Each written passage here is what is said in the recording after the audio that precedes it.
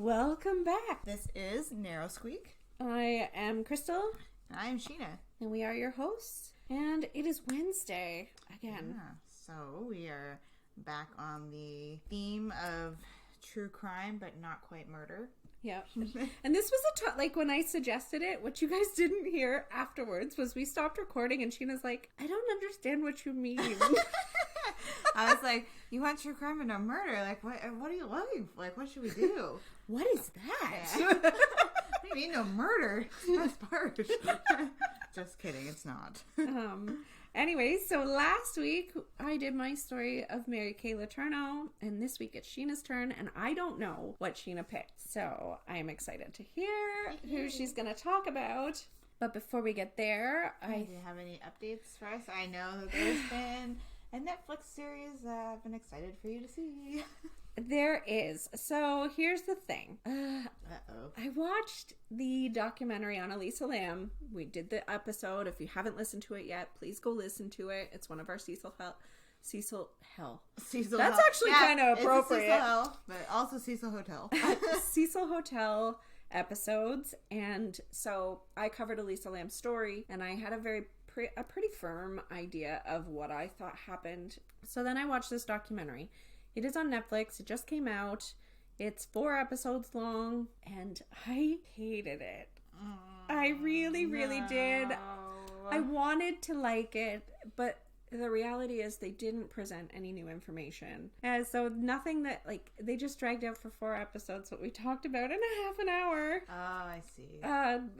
I had a really hard time with, they dedicated a whole episode to the conspiracy theorists. Like, literally, the people who had the conspiracy theories talked for a whole episode, which is totally fine. Everybody has a different opinion. My opinion is not necessarily the right one. I think it is, but that's the whole point of having an opinion. Our own opinions are the right one. But my problem was they spent a whole 45 minutes talking to the people that had different opinions and conspiracy theories, and some of them were really like interesting connections that they had created out of coincidental incidences and stuff, but then they spent almost no time at all talking about the mental health part. Like, literally, it was less than 5 minutes this woman got to talk about how the medications could have affected Elisa's behaviors, and it really bothered me that they just didn't cover it enough, and so much of the evidence proved that it was related to her mental health, even if that mental health put her in a position to be attacked and have someone do that to her. There was not enough coverage on how her mental health took an effect on her safety. Yeah. So that really bothered me in it. I was really wondering how they were going to put that in the documentary, because I was like, I really didn't know how they were going to swing it, or if they were going to lean one way or another, and I haven't watched it yet, but it didn't really lean too much into one or another way. It just kind of, there wasn't enough new facts, so they filled it with all of this. Now, having said that, there is an episode dedicated to the history of the Cecil Hotel, which is kind of cool, that I think you'll enjoy. And a lot of the episodes actually cover quite a bit of the makeup of the hotel, which is really neat. And they talk about Richard Ramirez, and they talk about Jack Interveger. So they talk about those cases. They talk about Skid Row and the way life is in the area and how it affected the hotel. Then they cover, so some of the people that had conspiracy theories actually came up with a theory related to a death metal guy that I never saw anything on it. So when I did my story, I didn't cover this part because I didn't know that was part of it. But this man, they connected it somehow to him and said that he killed her, and like he wasn't even in the country, he was in Mexico. When it happened. So it didn't click for people that he couldn't have done it. So they went at him, and like he had a lot of people on the internet accusing him, attacking him, saying they were going to kill him. Like he really was affected by it. Why'd they pick him? I guess I'll watch it and I'll learn, but you watch it and learn, but there was like some of the content of his videos related to his death metal music was very, first of all, it's death metal. Second of all, his persona in that music is very much like a scary killer look to him.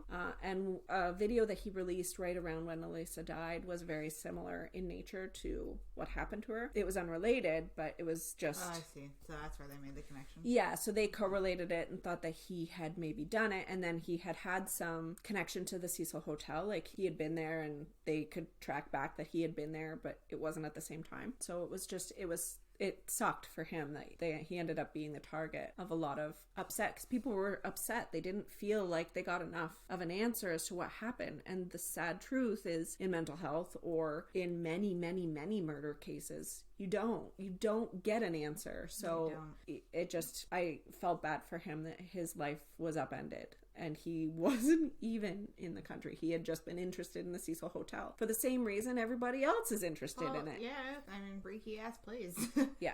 Though, I was reading some of the people's comments on one of the groups that we're in, and people are saying that the manager was creepy, like, just weird. Yeah. And I'm like, at first she comes on and I'm like, no, they're crazy. No. You get the creeps? I don't get the creeps about her. She's weird. Like, she kept... They bring up stuff and she's like, the cops come in, and I'm like, wow, you think this happened? And it's like, dude, you work at the Cecil Hotel. You separately, in the same interview, say that in your 10 years there, 80 people died. Yeah, like, hello. But you were surprised that they came in and thought something had happened that was like foul play. What? Something fishy here at the Cecil Hotel? No!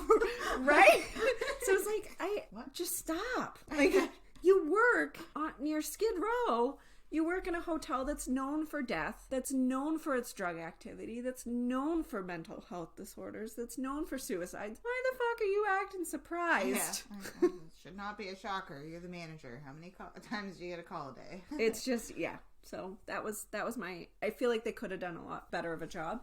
They do present some really great facts, which was kind of cool. And you get to see some of the people that were involved in the case, like the detectives that were working on it. So that was really interesting, but I don't know.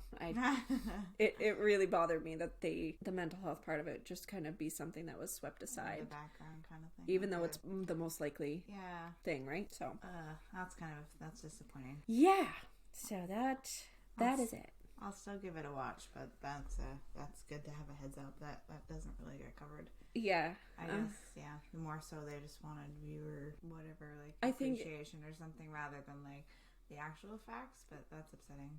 Yeah, and I think that was what it is. They were because it is something that people are really fascinated by and want to know more, so they're like, oh, well, let's do this documentary. And then they realize there isn't more. So exactly. We're just gonna fill it. Yeah, so there was that. There was another documentary I watched that I told Sheena to watch. Oh, I know, and I wish I could have watched it so that we could have chatted about it, and I literally finished my notes at 1 a.m., so I ran out of time. Okay.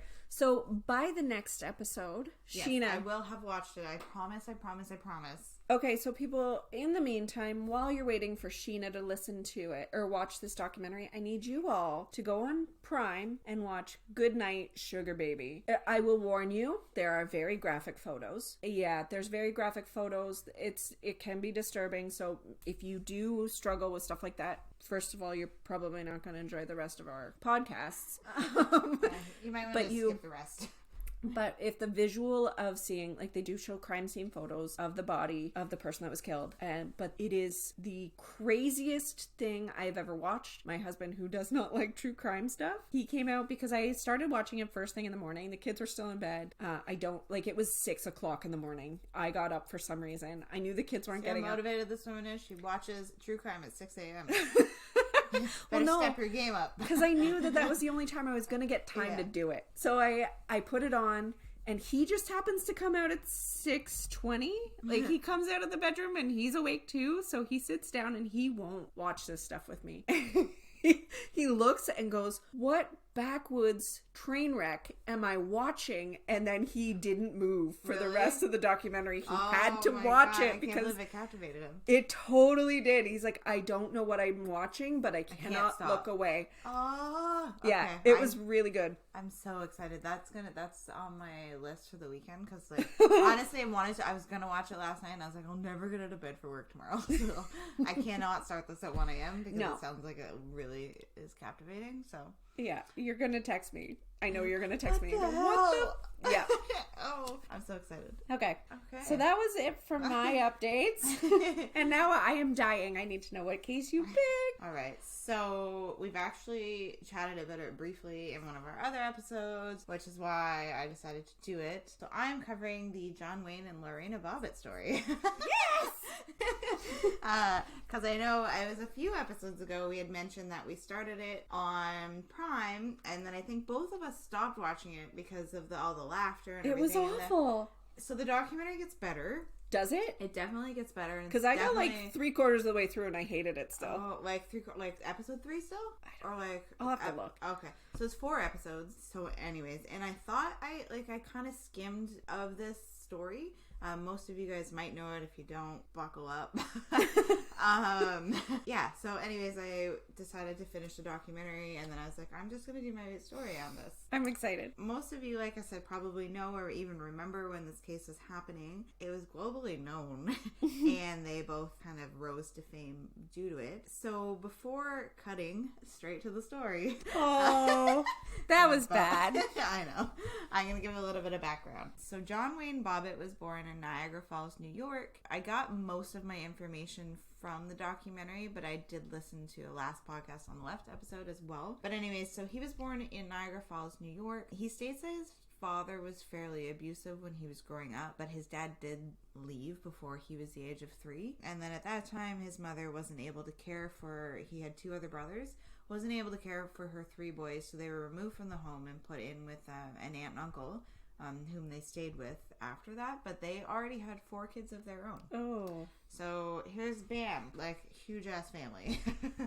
And then, so that was kind of where he started. And then Lorena, so she was originally born in Ecuador and then grew up in Venezuela. She came to the States when she was 16, forgot the name of it, but kind of like a Sweet 16 type thing. Okay. And then realized like, hey, I really like it here. So Quinceañera. Yeah. Thank you. So she moved when she was 18 because she got a student visa. And then she started attending community college in Virginia in 1987. This is where Lorena and John meet. They meet at a Marine Corps ball. It's almost love at first sight. He is totally captivated by her. And then by 1988, so she's only been there for a year, they get married. And Lorena, throughout the documentary, kind of states that after they tied the knot, he increasingly became abusive, which does tend to happen when there's life changes. This isn't a scientific fact, but sometimes if there's a pregnancy or a marriage or something like that, it brings out the real asshole in some men. That's very very textbook of you, Sheena. Yes. You better, I'll have to quote that later. So anyway, she states that their fight started, so the fight that kind of sparked it all was, it's noted that John kind of had some difficulties with drinking and would kind of turn into an asshole when he was drinking. So one night he was drunk driving and Lorena kind of called him out on it, and from there he just continued to get more abusive with her. And so John wasn't employed either, so Lorena was the only one working. She worked as a nanny for a woman that owned a nail salon, and then she ended up working at the nail salon as a manicurist, and I think she probably got paid a little bit better at that point. But still, John's just at home, so that obviously causes a lot of stress when you're the single person trying to bring in all the money. Mm-hmm. And so we're about to see just how much stress that and other things will cause. I am going to get to the big part of the story now. So in the You're just so full of all those puns there, Sheena. I know, I can't stop. Make it stop. Okay. I think I'm out of puns. Oh no, here's one more. In the wee hours oh my god, the morning on June 23rd, 1993, John is laying in bed, and the lead up to the incident is still a little bit unclear. She has a different version versus what his, but anyways, the thing that we do know is Lorena is in the kitchen and she grabs a really big knife, and it's about 8 inches, I believe. So she takes it off the counter and walks into the bedroom. John is either asleep or passed out. That's unclear. Passed out drunk, I mean. That's sort of unclear. But anyways, she goes in and lifts up the covers and grabs his member and cuts it straight off. So, I mean, I don't have a penis, but that I feel like it might hurt. That still makes me twinge. Yeah, I know. I'm like, that I can feel like for that. Yeah. So, but I guess she cut it so well. I guess I know. You could say, that the surgeons were like, that was a clean, like, it was a clean cut. That's a clean cut. Like, that was a sharp knife. Yeah. Yeah, so she cuts it off and then leaves, and she's obviously kind of not in her right frame of mind to be able to do something like this, and obviously a little bit shook, so she just leaves John on the bed bleeding, and she hops in the car and has his member in one hand and the dismemberment tool in the other and just drives. She's on her way to the nail salon. It'd be really hard to hold the steering wheel. She probably might not be in both hands, but she leaves the house with both of them. As she's driving, I think it kind of hits her that, like, I have his penis in my hand, and she just hurls it out the window of her car and continues to the nail salon, where she then disposes of the knife. It's about 4:30 in the morning, and she calls 911 to let them know what had happened. So John's obviously rushed to the hospital. Lorena's still waiting at the nail salon, and law enforcement shows up there for her. They ask her kind of, where is it? After a little bit of time, she says, I just threw it in a field while I was driving by the 7-Eleven. So somewhere between home and work. Yeah, she's like, I just kind of threw it out the window. So then there's a search team put together. It's funny because the officer that finds the penis right away, he won't pick it up because of religious reasons. So he just puts his foot on it. Because that's great for it. Yeah, he just puts his foot on it and points and makes someone else come and get it. So they scoop it up and they... Did not listen to that part. Yeah, he wouldn't touch it. So there's pictures of him just pointing at it, but he won't pick it up. Oh my gosh. And then they put the penis in a bag of ice and then conceal it in a hot dog bag from 7-Eleven, which was... could have done better, guys. Yeah, I guess that's... I mean, they knew what they were going to do. I know. Nobody How do you not thought... have something, like, prepared, like a cooler, or, like, no one has anything? Even a Ziploc bag. Yeah. Something other than a hot dog bag from that. I know. No one... I think when you're watching it, too, and I know I've made some jokes and I'm giggling. Obviously, it's not, like, doing something like that is not funny. But I think people are just sort of in shock. As to, what?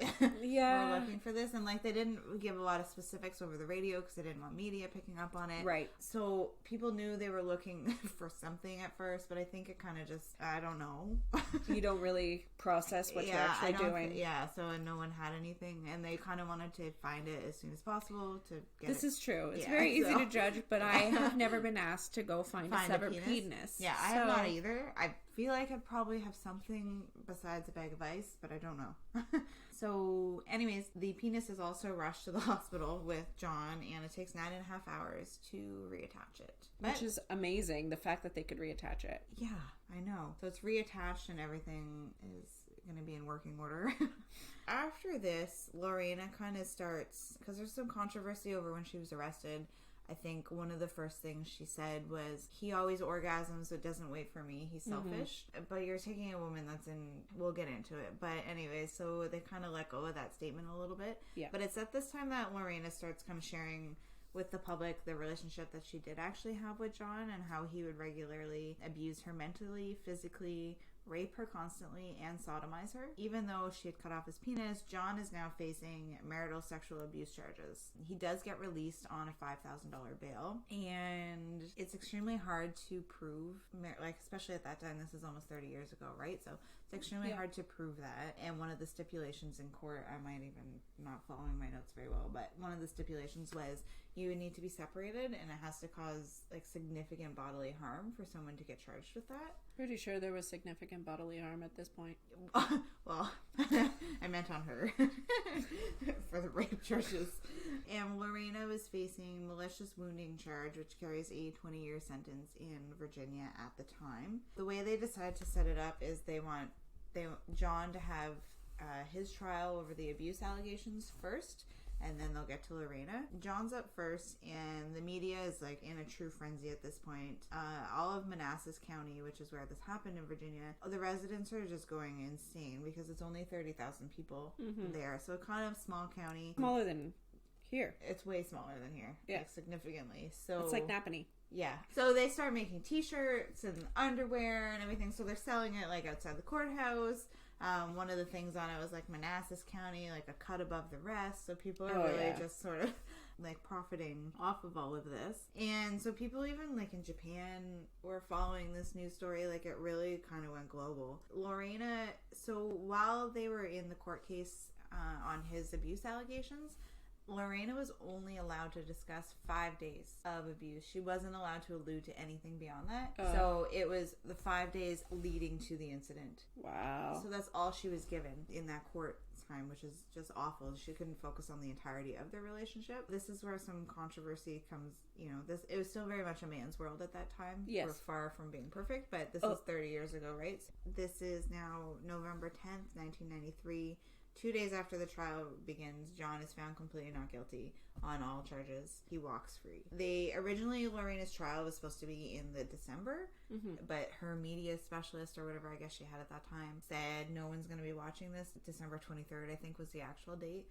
They wanted to have full media coverage for all of this, which there's some controversy around that as well because her case wasn't the abuse cases against John wasn't televised, right, due to sexual assault. However, that like Lorena's trial was, and even though she'd cut off his members, so there's sort of some controversy around that. Yeah, hers gets pushed to January. So in January 1994. Lorena is on trial, and while she's on trial, like while this is all happening, and you can see clips on it on the documentary, and I've watched a couple separately, but everyone's mocking the entire story. Yeah.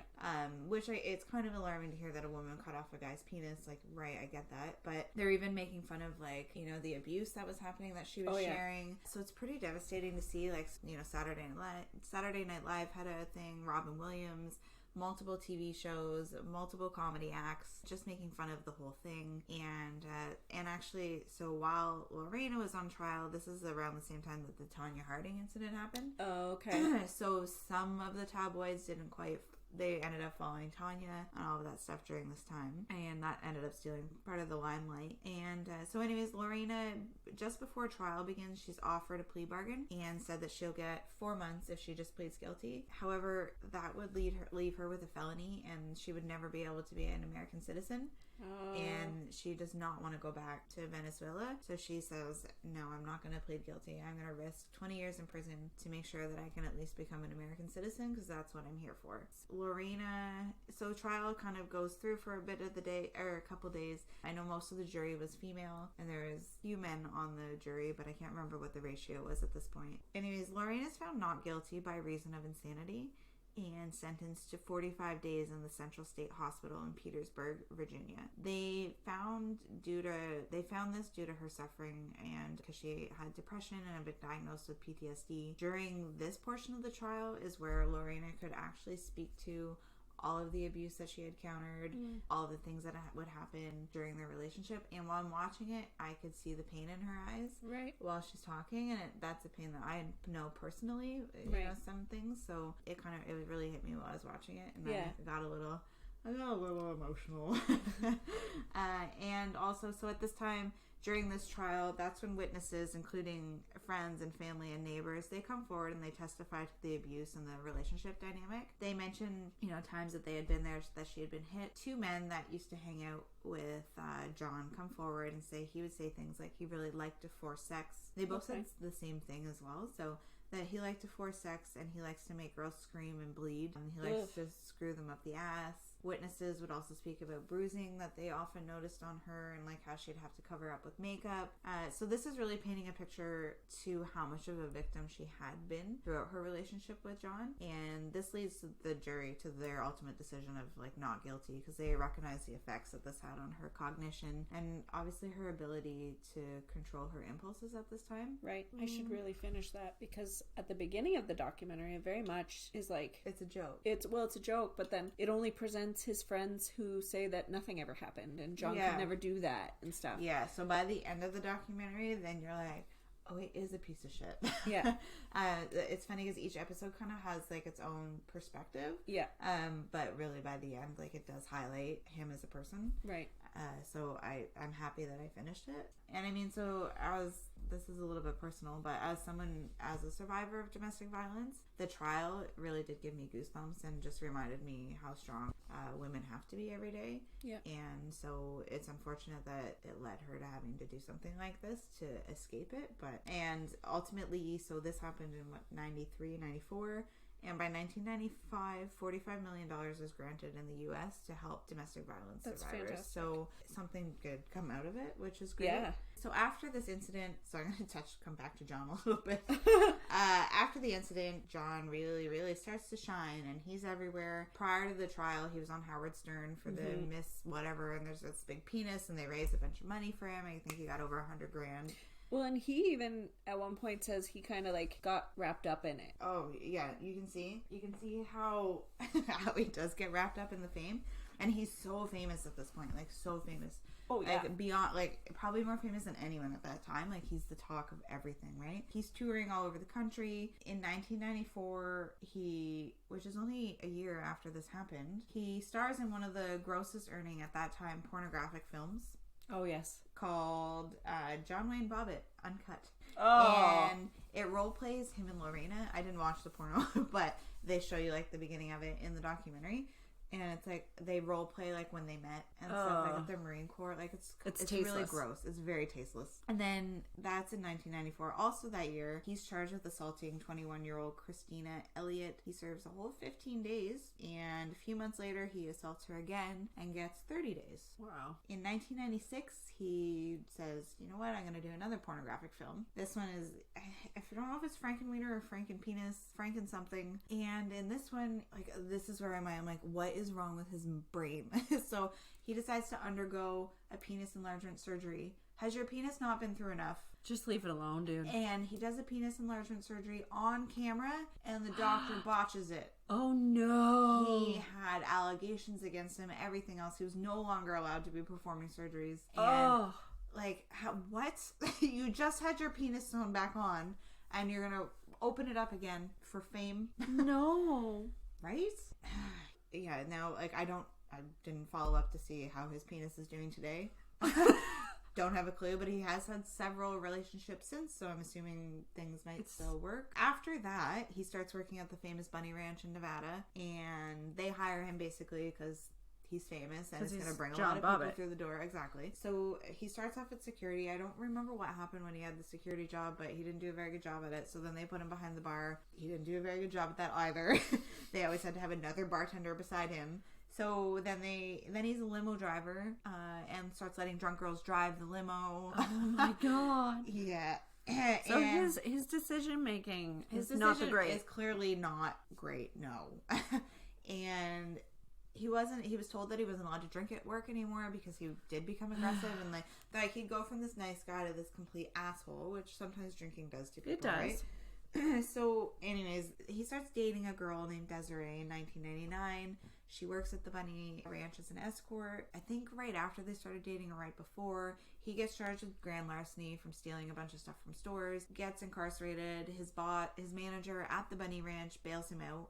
And then John takes Desiree and they leave the state and they drive to Niagara Falls, New York, and they're in an apartment there. And so she states that while they were there, he tied her up for 3 days, raped her, abused her, hit her with everything in the place, dangled her over the balcony, really did a number on her, and dragged her through the hallways of the apartment building. There was a child that was homesick one day and said that they looked at the peephole and did see him dragging her through. However, he only got charged with harassment because her story didn't stand up or something to that effect. So anyways, he only gets charged with harassment from that. But my thing, like, how are you still hitting women when one cut off your penis? Like, with that, I feel like that would be the end of the road for me. If I was abusing someone and they took it to that extreme, like, I'd probably think twice. But that, like, they do kind of comment on, like, there's some cognition stuff going on there, obviously, which doesn't excuse any of this. No. And then, lastly, he gets married to another woman named Joanne in 2002, and he gets charged, or I don't know if they got married in 2002, but he does get charged with assaulting her. And then again in 2004, apparently punched her and her 14-year-old son at the time. However, he's acquitted of those charges. Wow. Yeah, so not a very great man. No. Lorena kind of took all of that stuff and started visiting women's shelters, touring, just kind of letting women know that they're not alone, rallying, like getting Christmas presents for people. She really did a lot of good work with sort of her side of the story, I guess. And she's happily married and has a teenage daughter now. So good for her. Yeah. That's the story of Lorena and John Wayne Bobbitt. I did not know as much about that as I thought I did. And every time you say John Wayne Bobbitt, I think John Wayne Gacy. So. Oh, yeah. John Wayne Gacy. Not the same person. Your favorite. Yeah, no, that is the twisted little story of that. The documentary highlighted a lot for me, obviously. Yeah. I thought I didn't really know the extent of like what Lorena had went through. Like, I didn't know all of that, so I'm happy that I watched it and learned a little bit. But I'll have to finish that now, because now I'm curious about just watching the rest of her perseverance, I guess. But she really, really believed that he was going to kill her, and kind of just speaks to, in the courts, it's kind of disgusting, because they're like, one day she's dressed like this, and the other day she's dressed like this, like if you're trying to get your point across, and like, why would you have consensual sex with him one day and not the other? It's called being married. Yeah, and she's like, if I didn't have consensual sex and he's going to rape me, like, what are my choices here? Yeah. That's still coercion, that's still rape, like, it's still not okay. Yeah. I think, forget the details of it, so I don't want to speak about it too much, but she does get a rape kit done, and I think they do find sperm, but they don't use that to any degree, because they say it would be consensual. It's like trying to take a fingerprint off of a house that a person lives in. So I get why they couldn't do that, but I find the court system very much is too analytical, like, not too, because in some cases it's beneficial, but there's a lot of focus on victims and their appearance, and well, she shouldn't have been acting this way if she was raped. Like, who can you say, like, how you're supposed to act after exactly you're being raped by your husband as well? Like, it's not a random attack in a park. And they need sensitivity training to abuse, because what it's hard to understand is, yes, that person might rape you, but that doesn't, like, psychologically, you could still love them. Yeah, and they're like, you still wanted to have children with him, but yeah, that's my husband and I love him. And that doesn't compute. No, people are like, well, if someone's raping you, you just leave. It doesn't. In a perfect world, yes, but we don't live in a perfect world. We definitely don't. So yeah, this case really, it really is kind of personal to me, I guess, now, and I'm like, and I was like, I could feel like I was yelling at the TV at some points, and I was like, how dare you say that? And I was like, Dom's like, what is going on? And I'm like, you do not want to watch this. Yeah, no. But yeah, there's still some upsetting comments that are made throughout it. But of course. I mean, yeah. It's, the part that I think of, so this is nothing to do with their relationship, but it starts out the documentary with describing how she had come to the country and stuff like that, and I didn't know the rest of where she goes with it, but it's like, it almost felt like when she married John, it was because her student visa was about to expire, and she did not want to leave the country. That has no impact on whether this stuff should have happened to her. That should not have happened to her. No, definitely not. And they do kind of try to say, like, some, racial stuff in the court processing and everything like that. And even at the end of the documentary, like, she's showing all of these text messages and letters and stuff that John has like non-stop sending her. He still? Well, I don't know how, like, this was a couple years ago, right. But yeah. And, the woman that, like, the Desiree that he was abusing, he's like, you're my Lorena now. And, like, oh my so gosh. There's a psychology to it that something's not right with him. And so, and he's like, oh, like, I don't remember writing that. All of these things. And he's like, oh, all these women are just gold diggers and they just want to use me. But he's the one that had zero money in all of these relationships. So, like, I don't know. It's a very controversial case, but I think most of the world really believes in Lorena now. So that was nice to kind of see the ending of to see that come around in that way. Cause it's good, actually, that they did that documentary, because people don't. No, you just think, like, this crazy lady cut off her husband's penis. And there was a lot more to it. There was a lot more to it. And she kind of just, that was based on the rape and stuff that she was saying, like, that's the part that's hurting her the most. So you're obviously not thinking clearly in that moment, but. Yeah, nobody can say, anybody listening to this story, there's no one that could look at it and go, she knowingly, intentionally chopped off his penis and walked away. Yeah, that is not the actions of someone that's thinking properly. That is completely out of it. Like, you're not thinking straight, and that's why she got off on the insanity thing, because she was insane in that moment due to, you know, all of the beatings and the abuse and this and that. It just like bloop, kind of pushed her over the edge a little bit, right? So, anyways, that was the depressing story of I'm always here at the depression, depressing stuff. Sorry. Oh, jeez. Oh, well, on that note, I guess we'll end it. All right, guys. Oh, before we do, we've been playing around with a couple different ideas for the next topics to cover. So we've had a few. My husband suggested one that I thought was kind of neat. What was the other ones? We do have a surprise one that's coming up. We're just waiting for it to all fall into place, but that won't be for a little bit still. But what my husband had suggested was for us to do an episode on, is it a true crime story or is it creepypasta? Which I thought was kind of neat. So for those that aren't in the true crime world and you're just listening to this and going, what the hell is creepypasta? Creepypasta is urban legends. It's just a new word for urban legends. So I thought it was kind of neat that he thought of that. Like, tell this crazy story. Is it true or is it something someone made up? Yeah. So there's that. Or what else did we think of? There was like crazy. Oh, there was stupid cases that we had deemed something was stupid about it. Or dumb. And I actually have a case in mind for that as well. So we'll have to do that, whether that's what we do next or not. But and then at another time, I want to cover like our favorite serial killer. As weird as that sounds, but. That's a deep dive because I've already said I've said mine is Ted Bundy. It's hard, like all of these things have been covered a lot, so you don't. It is. So that'll be like a later date, but I do want to. And we should do that one. Like at some point. And yours is Jeffrey Dahmer. Yeah, it is. I just wanted to make you say it. What it is. Yeah. So what are we gonna do next week? What do you want to do? Do you want to do stupid murderers, or do you want to do creepypasta, or do you want to do something else? Well, why don't we try the creepypasta thing? Okay. And then if that doesn't work out, we'll just say sorry, we lied. But I think it will. Yeah. So we'll have to come up with a couple stories each. Yes, and then we'll guess each other's. Okay. Perfect. And they'll be shorter stories, so so it's not going to be like a ridiculous amount of information. All right. Okay, that's exciting. Creepypasta. All right. Okay. Guys, we will talk to you later. And Sheena, don't die. Bye.